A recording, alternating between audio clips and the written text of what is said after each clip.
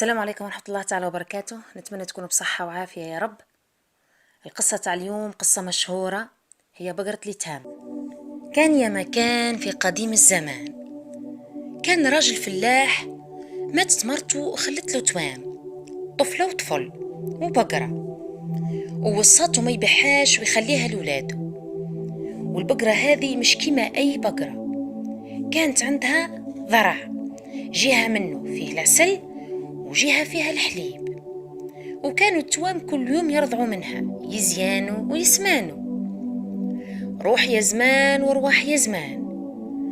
الفلاح تزوج مرة أخرى وجاب امرأة وجاب منها طفلة، وكانت مرته تغير من ولاده ياسر، وكانت تمنع عليهم الماكلة والشراب. بالصح شافت باللي راهم غير يكبروا ويطوالوا ويزيانوا، وبنتها اللي توكل فيما لذ وطاب قاعدة ضعيفة ويابسة، تخليها الشك، وبقت كل يوم تتبع فيهم وتتجسس عليهم. حتى نهار من نهارات لقيتهم يرضعوا في بقرة، ومن اللي شافتهم حلفت وتكتفت ما تبقى البقرة هذه في الدار. كي رجع باباهم للدار قالت له المرأة لازم تبيع البقرة. الرجل قال لها بقرة اليتامى راهي ما تتباعش. أصرت عليه مرته يبيعها. واش راح يدير؟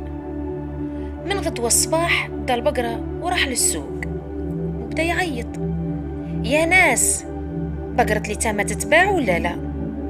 ردوا عليه: لا ما تتباعش. وهك كل يوم نفس الشيء، ويرجع لمرته ويقول لها بقرة اليتامى ما حبتش تتباع. مرته تخليها الشك وقالت لازم نتبعه ونشوف حكايته. غدوة الصباح نوضاته باش يروح للسوق ويبيع البقرة، وبعد ما خرج راح لبست قشابية وعمامة ولحقت عليه وقاعدة تمشي مراه. الحق راجل السوق بدا يعيط: يا ناس، بقرة اليتامى تتباع ولا ما تتباعش؟ قالوا له: لا ما تتباعش. نطقت مرته وقالت له: تتباع، الله يربح. وبقات من وراه حتى باعها للجزار وشرط عليه يعطيه الذرع تاعها. جابوا معاه وراح لقبر مرته الأولى وغرسوا، وقال له ولادو كي تجوعوا روحوا لقبر أمكم. وهكاك كان، كي جوعوا مساكن يروحوا لقبر أمهم يلقوا الذرع تعمر بالحليب والعسل، وبقاو غير يزيدوا يسمانوا ويزيانوا. بقات مرت باباهم حايرة، قالت البقرة بعناها وهم بقاو على حالتهم وراهم غير يزيانوا ويسمانوا، لازم نعرف واش راهم يوكلوا. قالت لبنتها غدوة روحي معاهم وقولي واش راهم يوكلوا. مالا غدوة الصباح راحت معاهم بنتها، وهما كي شافوها داروا رواحهم يوكلوا في البخاخش. بدات الطفلة دير زيهم تلم في البخاخش وتاكل. كي روحت للدار تلاقتها أمها عند الباب ولقات فمها كحل. قالت ليها: وش كليتي يا بنتي؟ قالت ليها: كلينا البخاخش. أمها ما صدقتهاش، قالت: غدوة نروح أنا بحد ذاتي ونشوف واش راهم ياكلوا. كي طلعت الشمس خرجوا التوام وراحوا كيما العوايد لكبر أمهم. لحقتهم مرت باباهم حتى وصلوا للكبر وبداو يرضعوا في الذرع. وكي روحوا للدار حكمت مرت باباهم نحاتهم الكبر وطيشاتهم. وغدوة رجعوا التوام مساكن للكبر ملقوش الذرع، حزنوا وبقاو يبكوا على واش دارت فيهم مرت باباهم وحقرتها والحقد تاعها. والحقد تاع مرت باباهم ما حبسش هنا، حكمت قالت لراجلها: يا راجل، البلاد هذه ما فيهاش خير، لازم نرحلوا. وكي طلع النهار ناضوا وبداو يلموا في قشهم، وعطت له الطفل كسكاس وقالت له روح عمر فيه الماء، وعطت له الطفلة الصوف أكحل، قالت لها رجعيها بيضة. راحوا التوام مساكن للواد. الطفل يعمر في الكسكاس ما حبش يتعمر، والطفلة تغسل في الصوف ما حبتش تبيض. الطفل ولا يقفل في الثقب تاع الكسكاس بالطين باش يحكم الماء. وهنا فات عليهم زاوج قال ليهم: طري بالطين يا مسكين، ناس رحلوا وانت في العين. كي سمعوه خليهم الشك وناضوا روحوا للدار. ومرت باباهم قبل ما ترحل خبزت لهم كسرة ودارت فيها السم، وحكمت ربطة الكلب في الطاحونة، هو يدور وهي تدور هكا باش ما يفيقوش اللي رام رحلوا خلوهم. دخلوا التوام للدار، وكي شاف الطفل الكسرة هزها وراح ياكلها. قالت له أخته: حبس ما تاكلش، مشي من عوايد مرت بابا تخبز لينا الكسرة. نحت طرف من الكسرة وطيشتها للكلب، وغير كلاه طاح مات. وهنا فاقت الطفلة باللي رحلوا وحبوا يتهنوا منهم. قالت لخوها: امشي معايا، ما علينا غير نلحقوهم. خرجت هي وخوها وحكموا طريق طويلة حتى تعبوا. وهنا وصلوا العين لبقر. عطش الطفل وقال لاخته: راح نشرب من هذه العين. قالت له: لا ما تشربش، هذه عين البقر، واذا شربتي منها تولي بقرة. زادوا مشوا حتى لحقوا العين الخرفان. قال لاخته: اختي عطشت راح نشرب. قلت له: لا ما تشربش من هذه العين، هذه عين الخرفان، واللي يشرب منها يولي خروف. زادوا مشوا لقوا عين الحصان. قال لها: اختي عطشت راح نشرب. قالت له: لا ما تشربش، هذه عين الحصان، واللي يشرب منها يولي حصان. كملوا طريقهم والطفل ما قدرش يستحمل، قال الخطرة الجاية نشرب، واللي يسرى. حتى وصلوا لعين الغزال. قال لها: اختي عطشت راح نشرب. قالت له: لا ما تشربش، يشرب من هذه العين يولي غزال.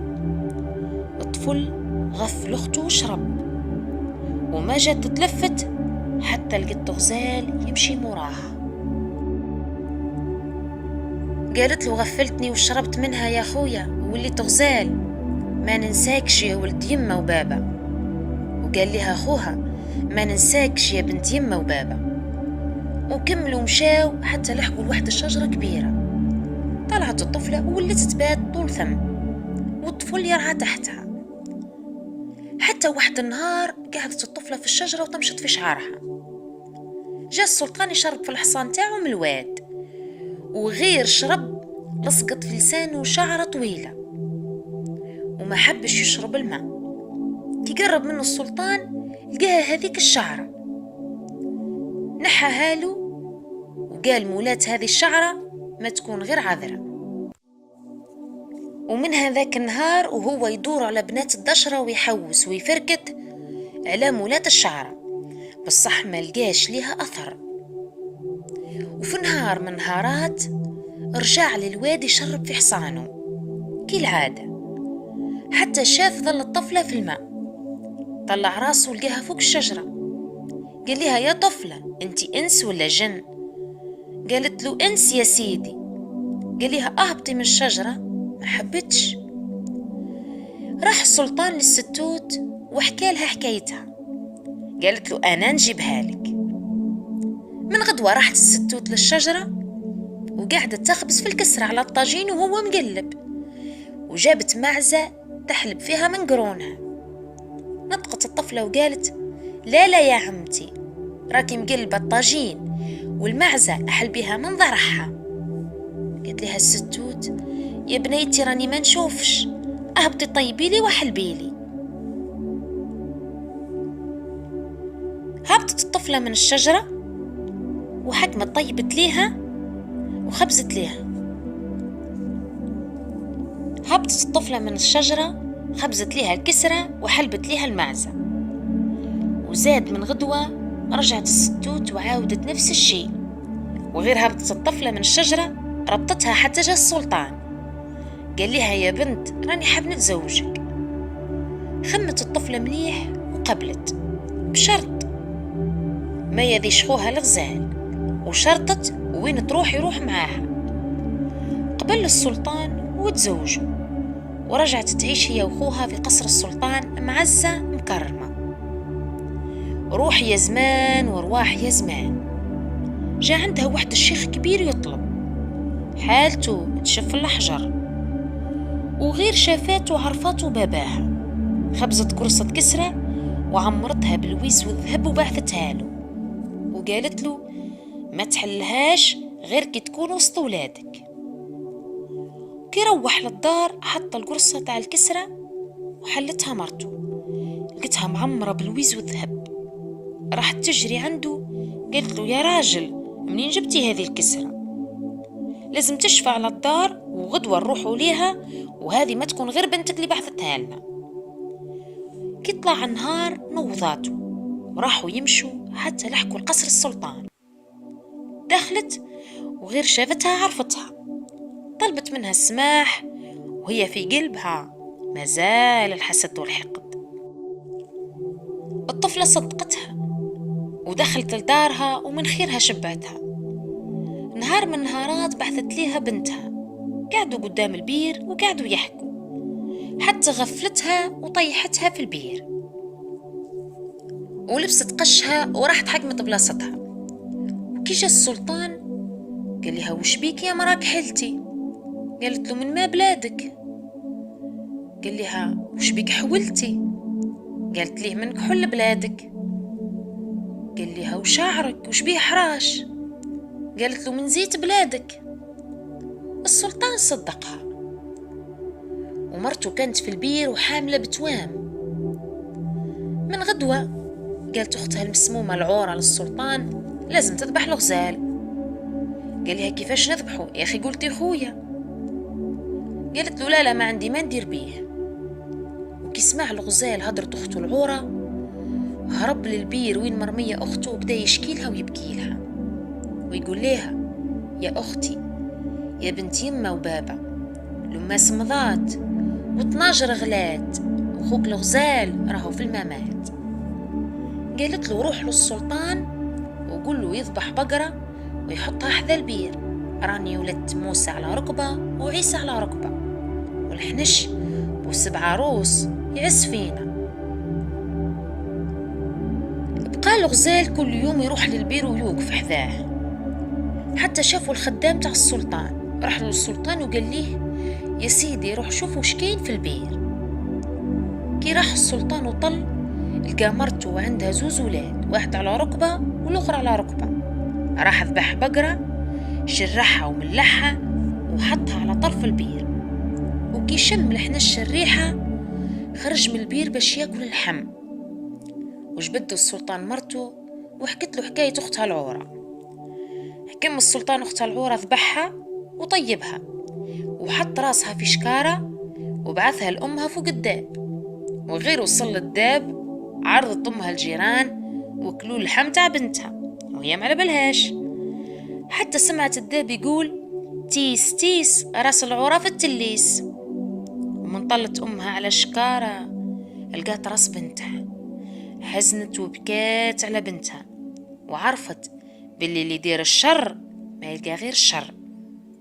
ذبح السلطان وعرض الحباب ودار عرضة كبيرة. من غدوة قالوا له إذا بغيتي الغزال يشفى اديه للعين الحرة، وشربوا من ماها. اداها السلطان وشرب له من ماء العين الحرة، ورجع راجل زين وقد.